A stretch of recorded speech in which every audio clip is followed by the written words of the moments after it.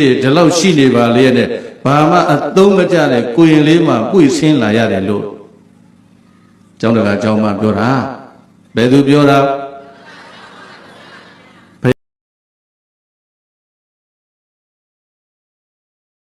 ဖေးမြတ်တာကြီးကိုရင်တစ်ပါးရဲ့တန်ဖိုးဟာဖြတ်လို့ရလားပြိပုံမှာဆရာတော်တစ်ပါးတင်ထားသူ့မှာရွှေကိုးပိဋ္ဌာရှိတယ်ရွှေကိုးပိဋ္ဌာရှိတော့ဘာလဲလို့ကြည့်လိုက်တော့ကိုရင်9ပါးရှိတဲ့အကြောင်းကြွားထားတာသူကကိုရင်တစ်ပါးကိုရွှေတပိဋ္ဌာနဲ့ကိုရင်တစ်ပါးဆိုရင်ဘာနဲ့တန်ဖိုးဖြတ်တာရွှေတပိဋ္ဌာရှာလို့ရတယ်တဲ့ကိုရင်တစ်ပါးဒီကိစ္စရှာခက်သွားပြီအဲ့တော့ကိုရင်တစ်ပါးကိုရွှေတပိဋ္ဌာလို့ပြောရင်ဒီကနေ့ဟောဒီသူတို့ကဘုန်းတော်ကြီးပညာရေးကျောင်းမှာကိုရင်ဘယ်နှပါးရှိတည်ဘူးသူတို့ကိုရင်ဆိုရင်ခရုကိုမဆိုင်တာ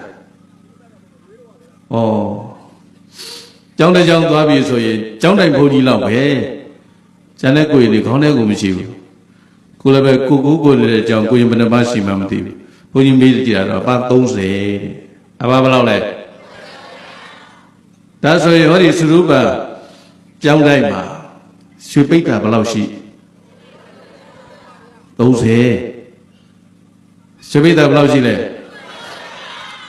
ဒီကကြားပြီးတော့အဟုတ်မှတ်ပြီးတော့ဓမြတိုက်နေတယ်ကိုရင်ပါ30ရှိတာပြောတာမေတ္တာရေးကသာမဏေရောစာသင်တိုင်း3တိုက်တီထောင်ထားတော့3တိုက်ပေါရင်120လောက်ရှိပြီအဲ့လိုပြောကြည့်ဆိုရင်မေတ္တာရေးမှာရွှေပိဋ္ဌာဘယ်လောက်ရှိလဲတို့ချင်းလိုက်ခဲ့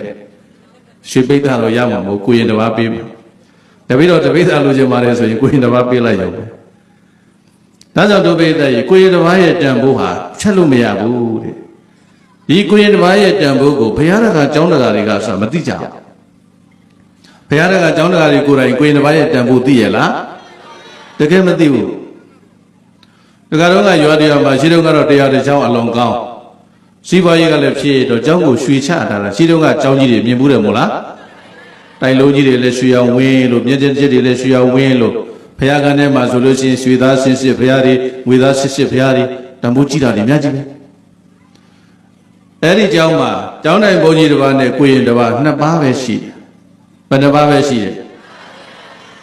ကပ္ပိယတွေအသုံးမကျလို့လာတော့မသိဘူးတညကျောင်းမီးထလောင်တာမိတော့တယ်များမှဆရာတော်လည်းလက်နိုးပြီးတော့အချိန်မတော်လောင်တာကိုရင်လေးပွေပြီးတော့ဆင်းပြေရရွာတွေကကျောင်းတကာကျောင်းမတွေဘုရားတကာဘုရားမတွေဟာကျောင်းမိလောင်နေဆိုပြေးလာကြရောက်တာတဲ့မေးတယ်ဆရာတော်တန်ဖိုးရှိတဲ့ပစ္စည်းတွေဘာမှယူနိုင်လိုက်တော့အေးဘာမှမယူနိုင်လိုက်ဘူးဟေးငါကိုရင်လေးပွေပြီးတော့ဆင်းပြေးလာရတယ်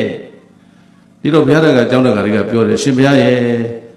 ရွှေသားဘုရားငွေသားဘုရားတွေတန်ဖိုးရှိတဲ့ပစ္စည်းတွေဒီလောက်ရှိနေပါလေနဲ့ဘာမှအသုံးမကျတဲ့ကိုရင်လေးမှပွေဆင်းလာရတယ်လို့ကျောင်းတကာကျောင်းမှပြောတာဘယ်သူပြောတာဘုရားတကာဘုရားမတွေပြောနေကြတာဘာမှအသုံးမကျတဲ့ကိုရင်လေးမှပွေဆင်းလာရတယ်လို့တဲ့အပြစ်တင်ကြတာ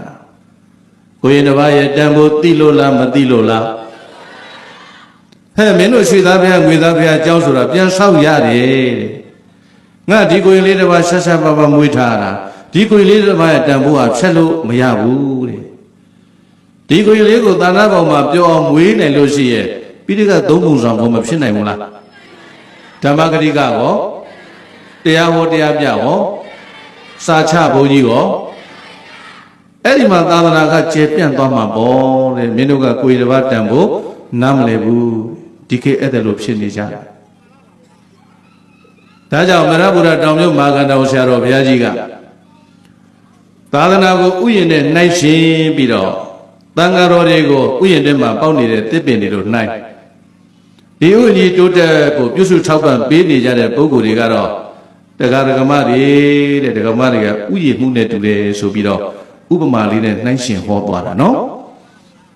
မဟာယင်တုမဟိရုဟေမဟာတမိမဟာဝနေမဟာဝိနမဟာထာယနာဩဒနာသတိတလံမဟာတမိမဟာဝနေမြိုင်ညိုမဟာသာသနာဟုရောင်ဝါစုံချင်းရကုန်တွင်၌ မဟာဝိနံခြင်းငယ်အလားလွန်အားထားသည့်တရားယူရှင်များလူရှင်တို့ဤ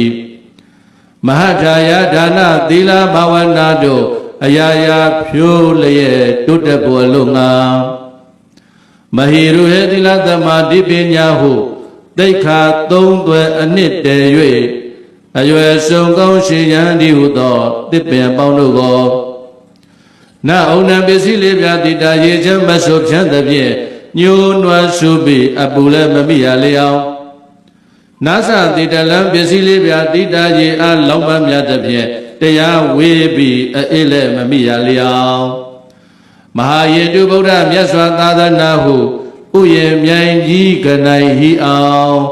ခိုင်ပြီးပေါက်ရောက်စေကုန်ရာတည်း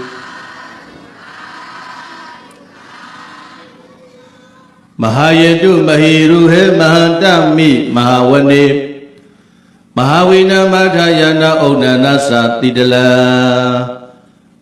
သာသနာတော်ကြီးကိုဥယျာဉ်နဲ့၌တန်ဃာတော်တွေကိုတစ်ပင်နဲ့၌